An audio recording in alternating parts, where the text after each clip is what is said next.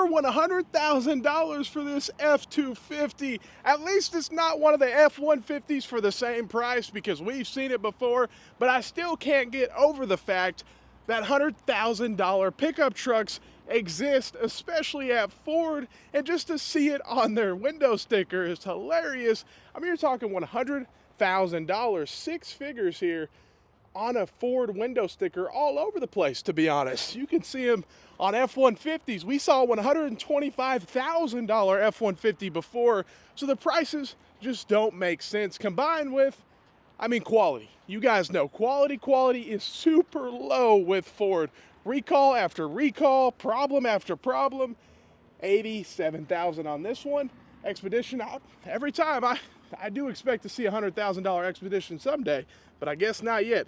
61 grand, but it's really 62 over here after the $199 premium tint from the dealership. And we got an Explorer. Is it a 2025? It is, because let's see if we see any 2026s. That's kind of the problem right now, is Ford was really bad about 2024s just 6 months ago. Now they got their 25s rolling in, but it's a little too late considering, I mean, I go to a Chevy dealership, I'm going to see 26 after 26. So I think we're going to have the same problem where 6 months from now, it's going to be nothing but 2025s. 7-8 months from now, mainly 2025. So these dealerships are going to have a lot of older inventory, and even still getting shipped with the older year models. 53,000, finally a GT, a 5.0. Half the time I look at these, it's, you know, some sort of 4-cylinder EcoBoost Mustang, and it costs basically the same price. I mean, they're about 40 grand for the EcoBoost. Let's see here. Okay, 38, that's 40 grand, and it's a 2.3 EcoBoost. So it's pretty funny. I mean, $40,000, even 50 though. I mean, come on. There's a reason people are not running to these as much, and in today's market, they don't even really have that much competition other than maybe a C8 Corvette. You know what I mean? The market is getting slim on any sort of V8 vehicle in that price point muscle car. Let's see, 35,000 Maverick, man, 35 grand, basically a $40,000 Maverick. And after you pay your 4.5% tax, that's what it is here. In most states, it's even higher. So you're talking, you're going to be well over that. What are you going to be? 41, 42,000 after you pay your tags and your tax and everything. Who knows what kind of discount you're getting, but probably not 10,000, but that's what you need. 55,000. We got a Bronco here. Piece of junk Bronco. You guys know how it is. It's just plastic, man. It's just covered in plastic. I can't believe they actually sell a Raptor version for $100,000. It really shocks me, but it happens. People buy them. People do buy them. Let's see, 54,000 for this one. Wow. Not cheap, man. They're not playing around. Where are the $20,000 vehicles, you know? Let's see here, 80,000. Again, I was expecting 100, but that's the big problem that a lot of these manufacturers have right now, is where are the affordable vehicles? All they want to sell is trucks and SUVs, but you're looking at Ford, the highest recall out of any other manufacturer. That's pretty bad. That is not a good thing, and that just shows the quality. I don't think they really care. It's more about push it off until later. Push it off, we'll worry about it later and submit a recall. Because I guarantee you, if you purchase any of these vehicles, you'll get a free recall notice sent to your front door, which is just a fact because it's recall after recall on every single one of these vehicles. And then you got the turbo issues. A lot of these have turbos. Let's see, 84,000. Yeah, this is a 3.5 EcoBoost. So again, anytime you add a turbo to a gas engine, reliability drops.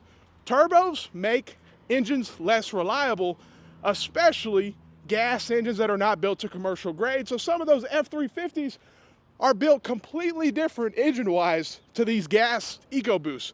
Some people have higher miles on EcoBoost, but you can't tell me that it couldn't be more reliable if it wasn't turbocharged. So it's just a fact, but it's sad they're going that way. Let's see, 68,000. Yeah, another. It's EcoBoost after EcoBoost. But if you go back in the work truck section, all you're gonna see is V8s, but not out here. I'm trying to find, do we have a lower trim level? That way we can see. Here we go. I think this one. I want to see where they're starting at. What's more of a base model, the most affordable one they got over here? Let's see. $52,000. 2025. And this one comes with the V6 EcoBoost. $52,000 for a full-size truck in 2025. That's the market we're in.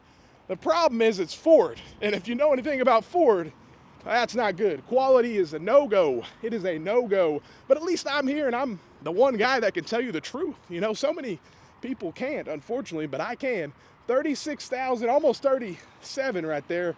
We got a Ranger with a little 2.3 EcoBoost. Again, turbo is crap. Reliability goes down, especially with Ford, which is one of the lowest quality vehicles on the market, which is saying a lot because all the domestic manufacturers have gone to shit. They've gone to crap. It's not worth the money, and it's pretty sad where they're at. Let's see, 71,000, and here we go, F-150.